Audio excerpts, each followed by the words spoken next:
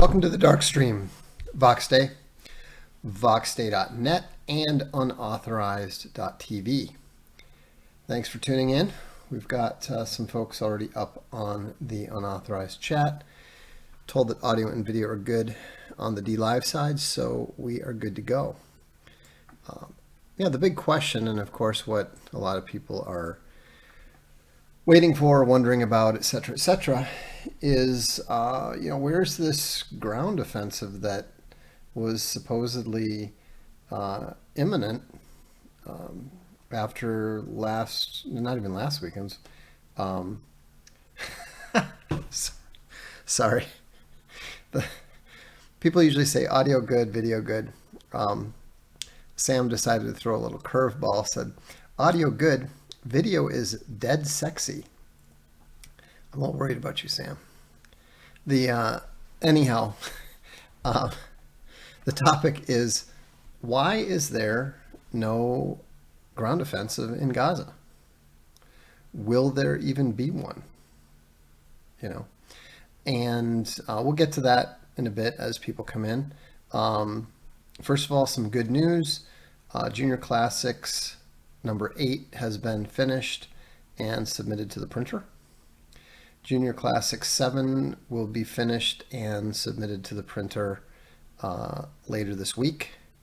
And I'm hoping that we'll be able to put it out for sale and get the backers' books shipped out to our fulfillment house, as soon as before the end of the month. So I'm quite confident that everybody's going to have book 7 and book 8 in time for Christmas with the kids. So Sam says it's due right after that overwhelming Ukrainian offensive with Wunderwaffen and blackjack. Yeah, I don't think, on the one hand, I don't think that the IDF's projected offensive in Gaza will be quite as much of a debacle as the Ukrainian offensive was. I do wonder if there might be a few more sober generals or politicians who are, thinking seriously about, is this really quite as doable or as easy as we would like to believe? And that's not even getting into some of the other possibilities that we'll get to. But the thing is that on the one hand, it's very encouraging that pretty much everyone under the age of 30, which is to say everybody who is of a reasonable military age, has absolutely zero interest whatsoever in getting involved in this Middle Eastern conflict. I'm not hearing any interest from anybody in the military, no interest whatsoever in getting involved. I don't know if that letter from the head of the National Guard is real or not, but it certainly sounded real. It sounded, very consistent with what we're seeing on social media, what we're hearing, from everybody else. But, of course, you've always got this nonsense. Many evangelicals are so enthralled with Israel that at yesterday's prayer rally in Washington, D.C., they went to the Washington Monument and pretended it was the Wailing Wall in Jerusalem. That is some grade A craziness right there. Yeah, the Wailing Wall is crazy enough to make use of a Masonic monument as an ersatz stand-in for the Wailing Wall is really next level.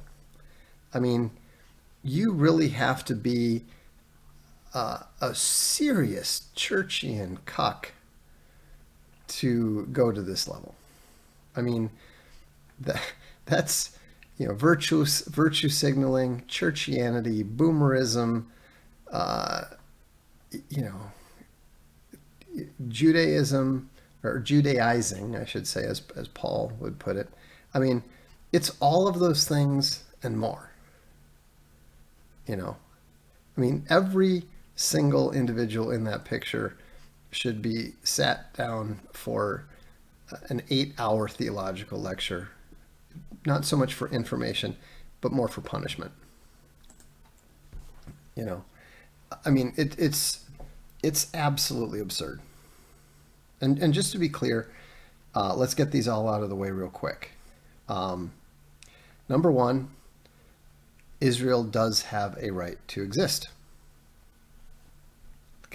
Everybody's got to live somewhere, you know, and you know yes, there's not just one conquest involved. Don't forget that they originally, you know, took the land from the Canaanites. Now, look, as an American Indian, I do think that you have to, at some point in time, come to terms with the fact of a historical conquest.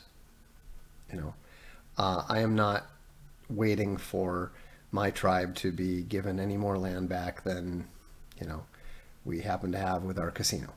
You know, at a certain point, you have to say what's done is done and live with it, right? Fair enough. Israel also has a right to defend itself.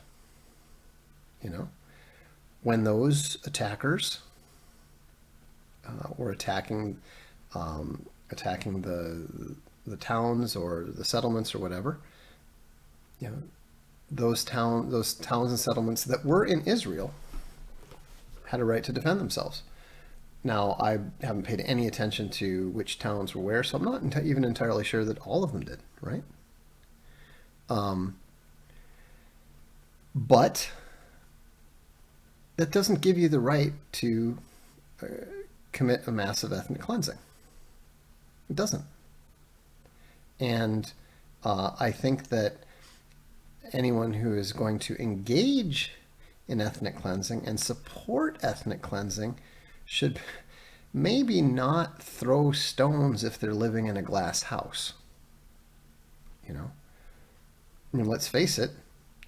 How do you condemn the Germans for their ethnic cleansing of their own country, and then condone literally going and ethnically cleansing somebody else's country? You know. Sam wants to know: have you visited your tribal land? Not asking. Of course, I wouldn't tell the name. I have not. Some of my family members have. But you know, but here's the thing. The promises that were given to Abraham are promises that were given to Abraham, not anybody around today. And if you think that Abraham was given promises, which he was, I suggest you read the promises. And even better yet, if you're hanging on to, I think it's Genesis 12:3, take a look at the book of Acts. Because in the book of Acts, the context of that promise was spelled out very clearly. There's no room for alternative interpretations. So anyhow, and then the dumbest thing of all, the most retarded thing of all, is the claim that, oh, Palestine's not a nation, Palestine's not real, blah, blah, blah. Palestine is older than Israel. The 1911, the funny thing is, in the 1911 Encyclopedia Britannica, it has an entry for Palestine. It doesn't have one for Israel. So, probably don't want to go there either. So, these are just the facts, not propaganda. I have no dog in this hunt other than I have a few friends in Israel that I hope are safe. I hope they're well.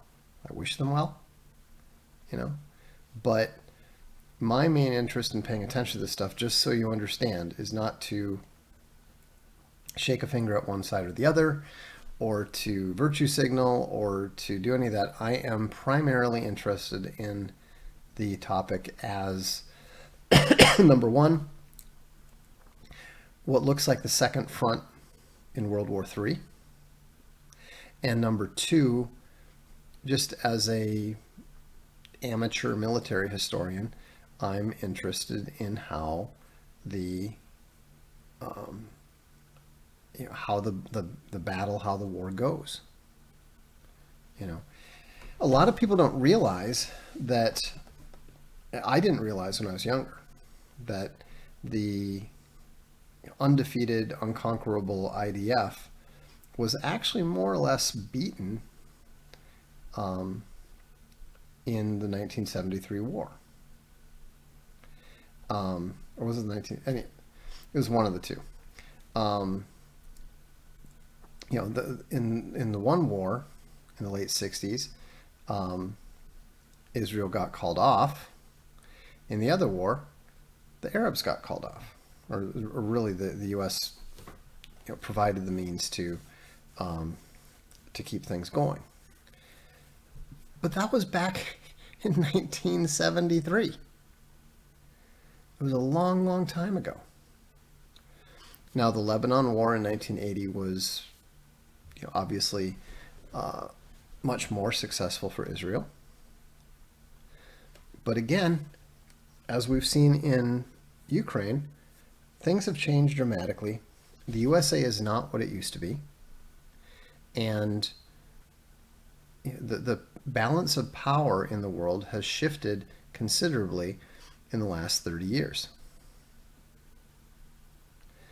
And so, nothing can be taken for granted. Chad Chadson said, I was raised to believe IDF soldiers were the most elite soldiers in the world. See, that was complete nonsense all along. Complete nonsense. And the greatest general in the IDF would tell you that himself.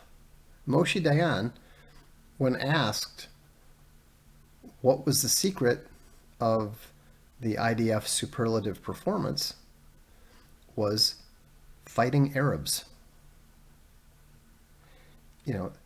He knew perfectly well that the IDF doesn't rise to the level of the U.S. troops. It doesn't come anywhere close to the level of the historical German troops, the historical Soviet troops. Right now, it's pretty clear that the Russian army is the most formidable ground force in the world. They are massively in advance of the U.S. right now. One thing that you don't tend to realize or think about is the battles that were on the Eastern Front between Germany and Russia were an order of magnitude larger than anything that was on the other front. And so quantity, in military terms, quantity has a quality of its own because it has to be managed very differently. The logistics are different. The strategies are different. It's not just about some sort of Chinese human mass tactics. It's not what it's about at all. And if you want to get some basic grasp on just how different it is, I suggest that you read Marshal Zhukov's memoirs. Think about this. Just yesterday, the Russian defense minister, I think his name's Sugoy, reported that an estimated 90,000 Ukrainian troops have been killed since the beginning of the Ukrainian offensive. Okay. A force like the IDF can't take 90,000 casualties. If there's 90,000, and I believe that was actually, he might have actually reported as KIA. Okay. The war is over if that happens. The existence of Israel might be over if that happens. And there are forces in the world that are capable of doing that. Now, you see this, you occasionally hear about this stupid Samson option thing. Oh, well, if they're going to lose, then they're going to nuke everyone. Well, first of all,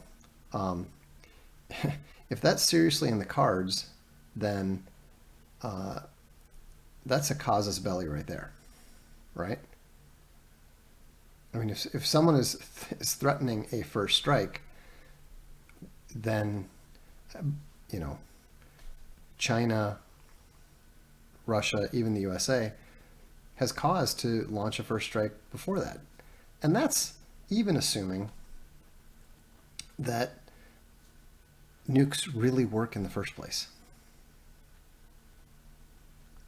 I mean, think about it.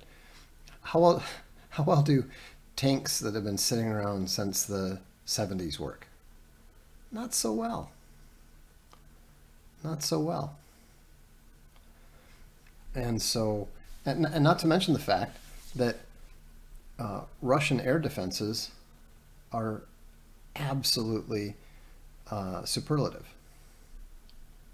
So you think you're going to launch something from that far away and get it through the S-500s and everything else? Not a chance. And so, on the one hand, you have to admire the Masada spirit. On the other hand, that's not really quite as much of a threat as perhaps it was once perceived to be. Yeah, the test ban treaty saves the world. No, nobody's nukes work. But the biggest problem, and this is what I think here's a good question. Halfway Bear says, what's the likelihood of World War III, statistically speaking? 100%. World War III began 2 years ago. We're living in World War III right now. What we're discussing is the second front of World War III. Remember, before any of this happened, I even suggested that the second front in World War III was going to be in Israel. And it's even possible that what we're seeing happen is actually something that was inspired, provoked, planned by the Sino-Russian alliance. I don't think so, but we have to be open to the possibility, because everything that we're seeing, including the USA rushing its carriers to the Eastern Mediterranean and trying to threaten Hezbollah to tell them to keep out and so forth. Everything is not only predictable to us, but we can be damn sure that it was totally predictable to the Russian military, to the Chinese military, and all of their strategists. Thank you, Eric. Eric is paying the retardery away. Appreciate it. Sam says, the Israelis definitely have the best military marketing department. I don't know. I think that you might have to give that to the Navy SEALs. If you ask your average person who doesn't know much about anything military, I think that they'd probably say that the Navy SEALs are the best troops in the world. Never mind the fact that special forces are almost but not quite entirely irrelevant in actual warfare. There's not much that special forces are going to do against, I don't know, a tank division. I mean, but it's, if you look at the situation, and this is why I think we haven't seen the ground offensive yet. And again, I could be wrong. I mean, for all I know, it could be starting as we speak. I was wrong about I was absolutely wrong about Russia holding off. I thought Russia was going to just milk that situation indefinitely. But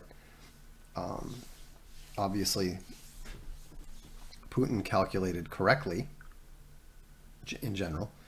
Obviously, the decapitation strike on Kiev didn't work, but everything else has not just gone according to plan for Russia, it's going much better than planned. They thought their economy was going to be in worse shape than it is.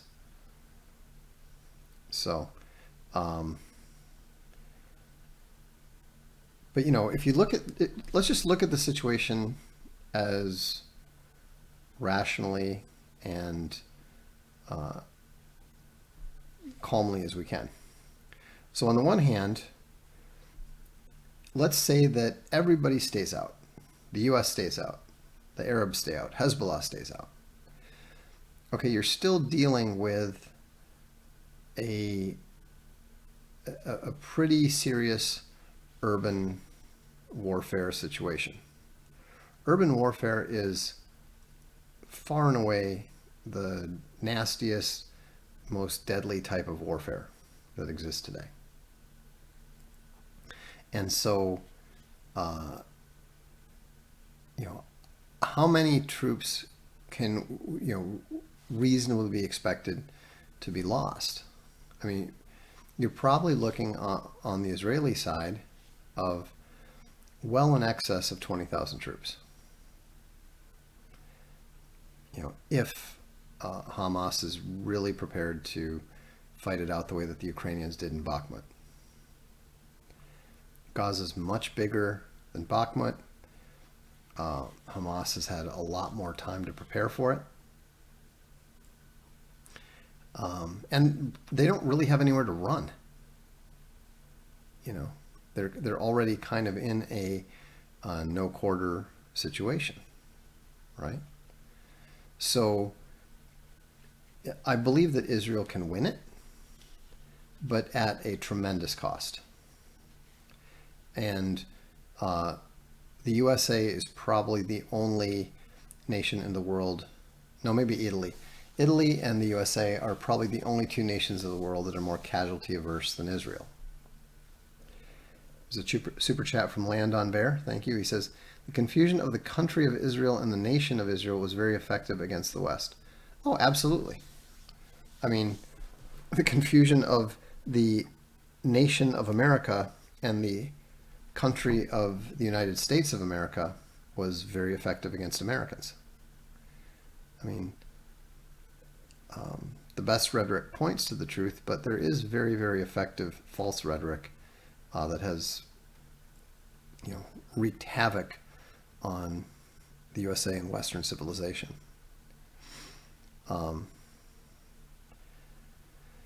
Sam says, Israel reminds me of Italy in many ways. Well, it makes sense because in addition to the geographic similarities, the modern Jews are something like 40% Italian. I mean, what we understand as Jewish is fundamentally a mix between the historical Hebrews who migrated into the Roman Empire and then intermarried with Italian women. So, Land on Bear says, everyone forgets about the other 11 tribes. Yeah, that's true. Trudeau proclaiming a post-national state. Well, actually, I like that. I like that they're finally telling the truth about it. They're finally saying, we're just a state. We're just a political institution based on paper. So, but anyhow, so on the one hand, that's the successful thing. I mean, there's a Jewish guy on Social Galactic who's talking about how he's praying that they'll ethnically cleanse Gaza. He doesn't think that they'll go through with it, but that's what a lot of the Israeli right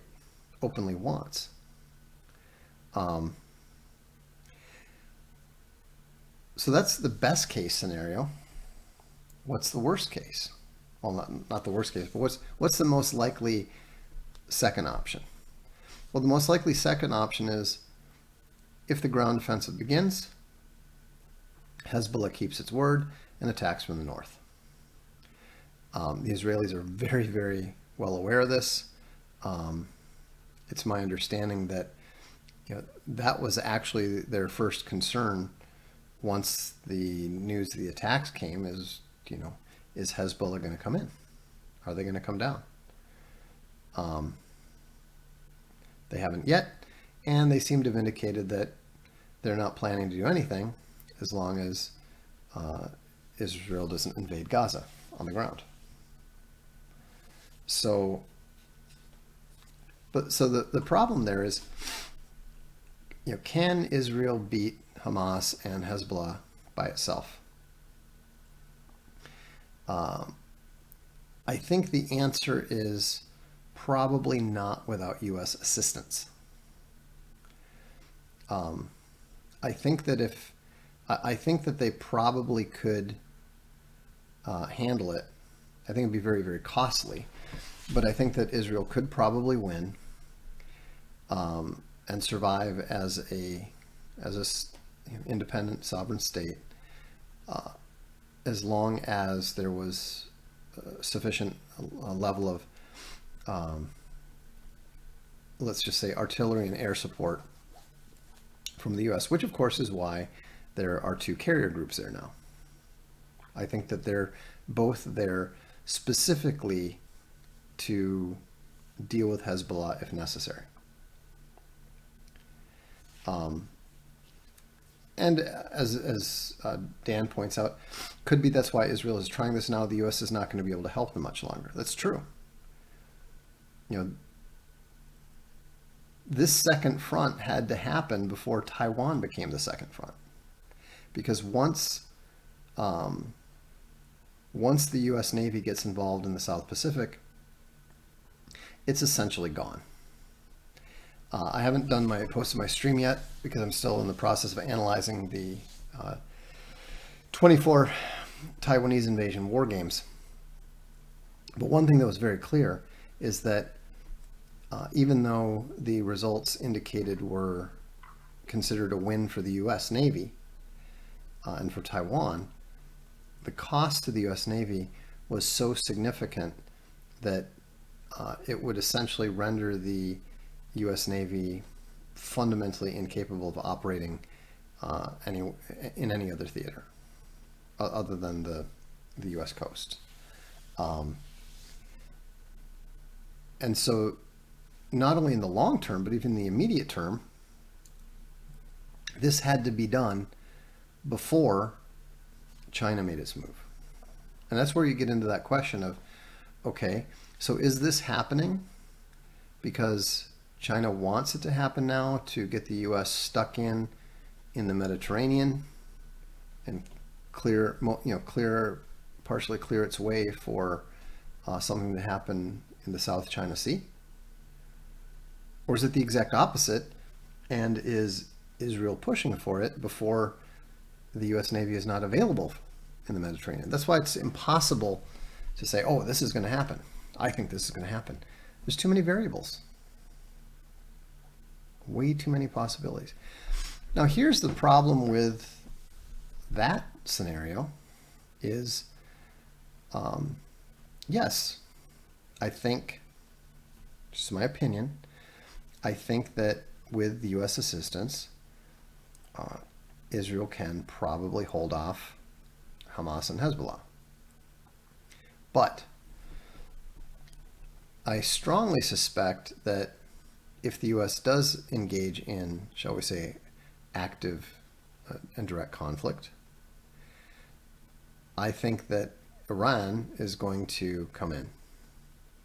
And I don't think that Israel and the U.S. are capable of defeating Hamas, Hezbollah, and Iran all at the same time.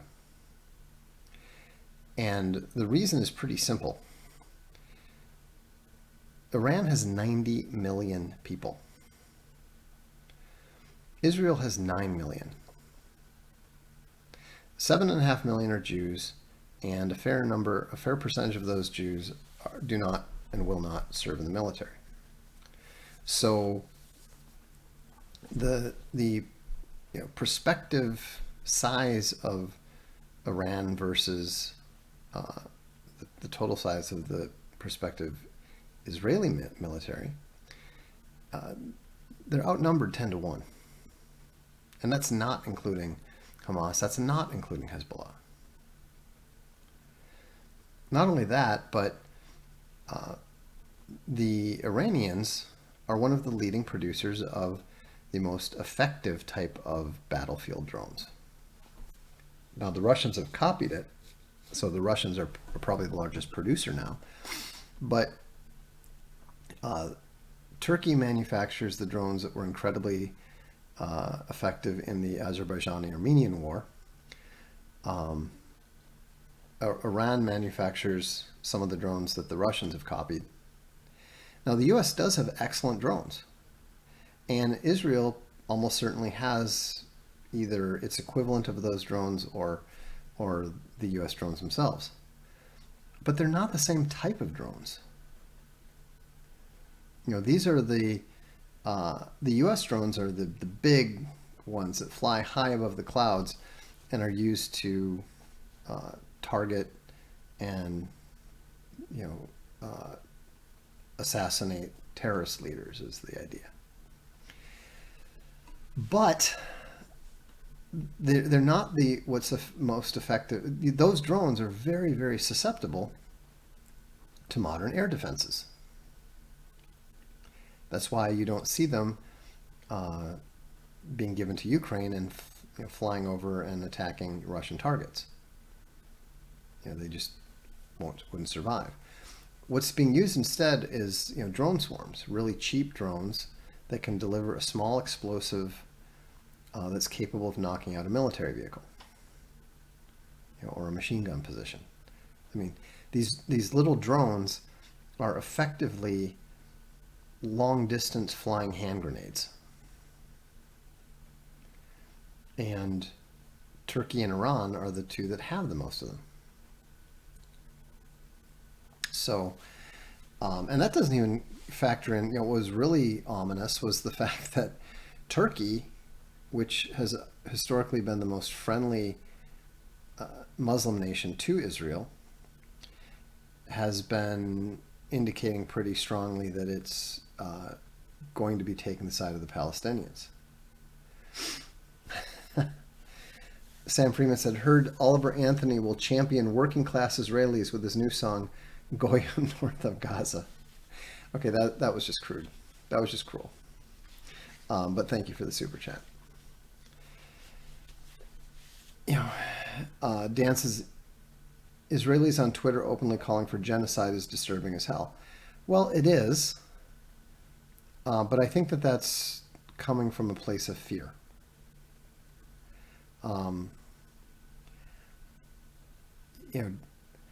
Do they actually mean it? Most of them, I don't believe, do. I also find it kind of amusing that the Palestinian, was it from the, whatever it is, from the desert to the sea or whatever, the media complaints is that, well, that's a cry, that's a call to genocide. And I was thinking, okay, so isn't that what the whole America from sea to shining sea? How do you think that would be regarded by the American Indians? I mean, say what you will about the Israeli-Palestinian relations, but neither side has broken 374 treaties the way that the U.S. government has. Anyhow, in addition to what we've just discussed, China released a statement, and they made it pretty clear that if they have to take sides, that they will. And it's not going to be, they've said that the Palestinians have a right to a state, they have a right to coexistence. And so, in the same way that the U.S. can tell Hezbollah to stay out of it, China and Russia can almost certainly tell the U.S. to stay out of it. And I suspect that that's one of the reasons why we haven't seen the Netanyahu government roll the dice yet. The New York Times reported that the offensive had only been postponed for weather-related reasons. But I looked at the weather reports over the last few days and the upcoming days. Total nonsense. The weather's nice. It's warm, sunny, not even much wind. And so I don't find that to be a credible excuse. And the thing is, the Netanyahu government is between a real rock and a hard place with the Israeli people, because even though they've declared this, they've done all the solemn, we are at war nonsense. The reason I make fun of it is because there's nothing that politicians like better than to say that. Barry Goldwater was saying that after the fake Gulf of Tonkin incident. And so it may be that if Netanyahu decides to roll the dice, that they're going to need the assistance of the U.S. and have some kind of either green flag or false flag, probably with regards to a U.S. Navy ship, to give them an excuse to get started. Now, I have no idea. I mean, on the one hand, it wouldn't seem to make sense that, somebody sank a destroyer in the Mediterranean, so we have to launch a ground attack on Gaza. You might say, well, that makes no sense. How could anyone possibly think that would work? Until you realize that a Saudi living in Afghanistan sent a bunch of Saudis who supposedly crashed their airplanes and knocked down some buildings in New York. Therefore, the U.S. Army invaded Iraq. I mean, given that is not only on the table, but literally happened before our eyes in our lifetime, it's hard to rule any nonsense out. It's impossible to rule any nonsense out. Yeah, Hamas will sink a destroyer with bottle rockets and shoestring, and they'll find their passports in the sea. Yeah, well, what actually happened is 6 Hamas terrorists snuck on board the carrier, and with X-Acto knives, and forced the captain to scuttle the aircraft carrier. Austin says, if any U.S. ship is attacked there, Israel would be my number one suspect. Well, especially in light of the fact that the Israelis are the only people to have actually attacked a U.S. ship in the Mediterranean. I don't think Iraq even managed to attack any U.S. ships. So, yeah, that was us. They do have a history. So,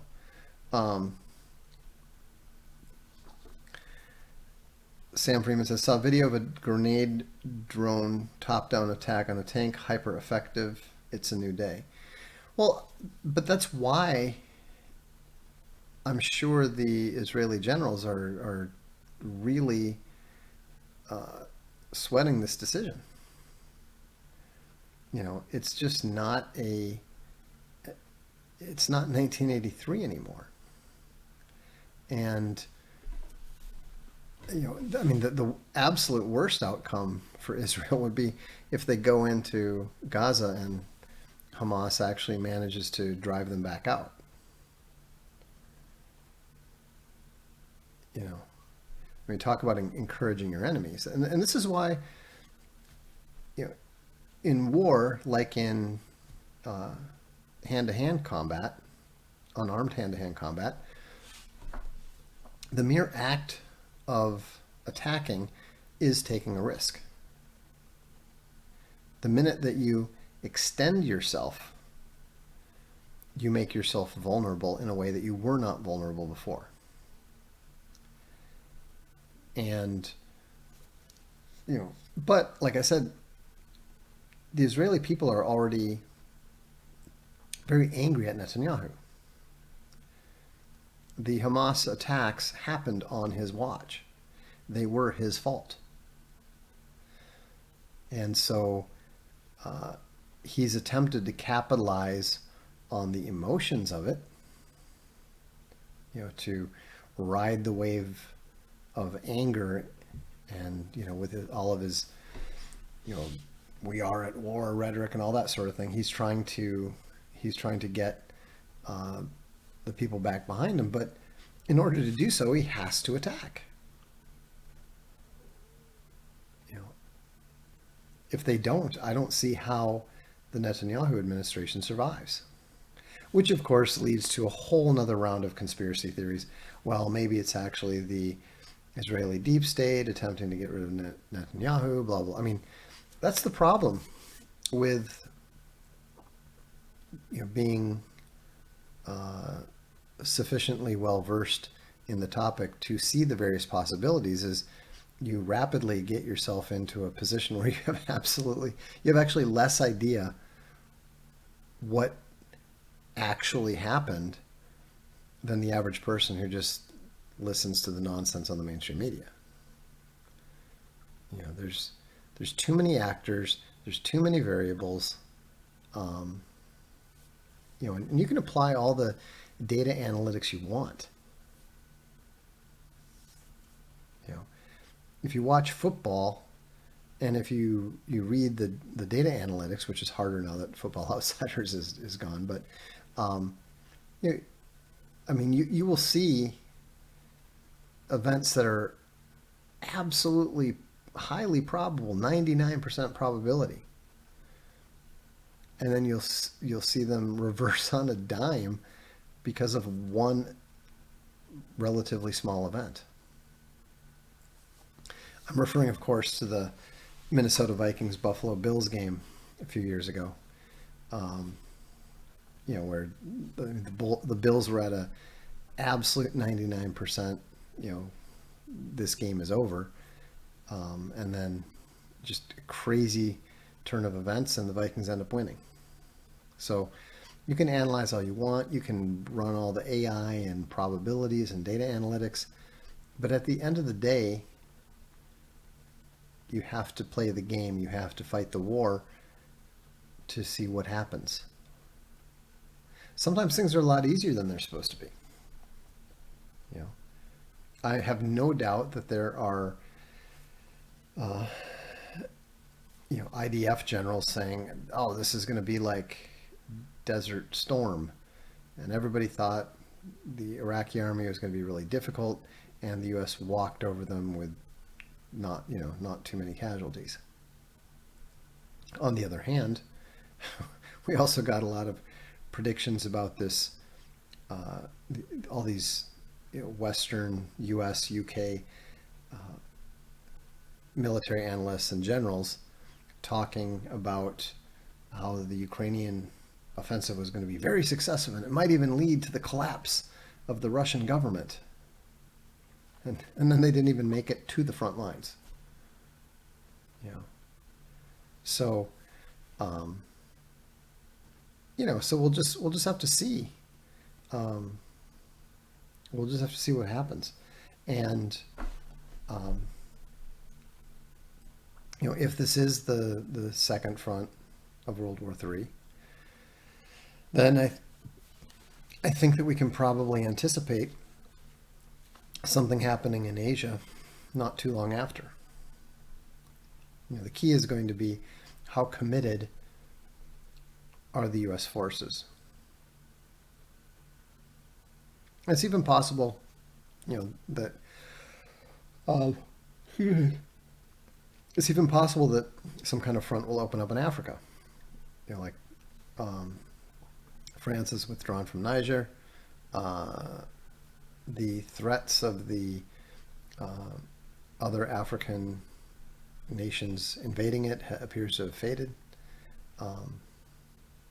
So we'll have to see.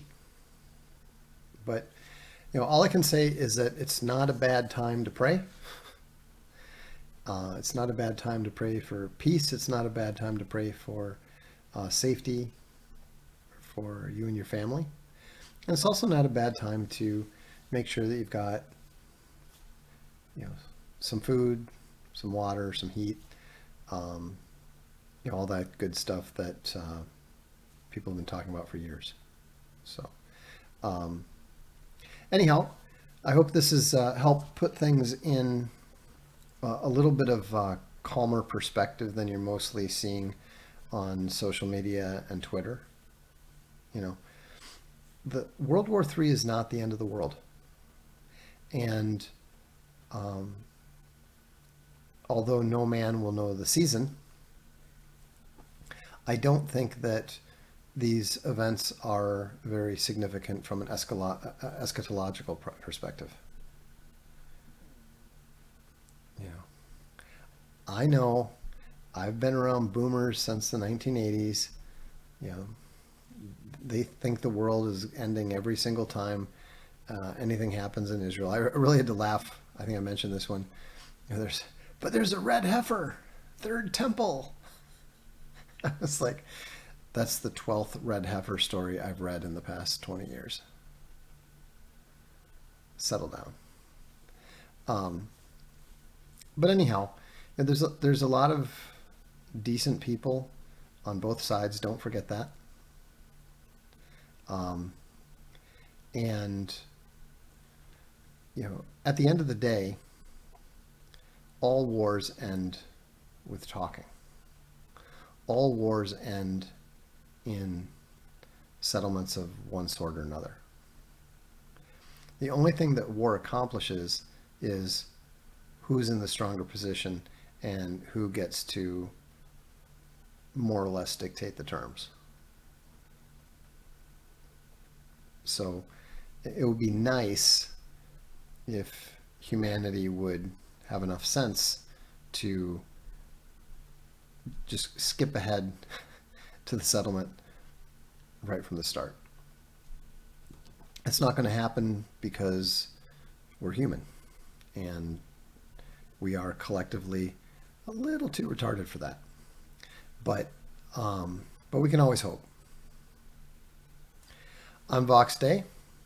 This is the Darkstream.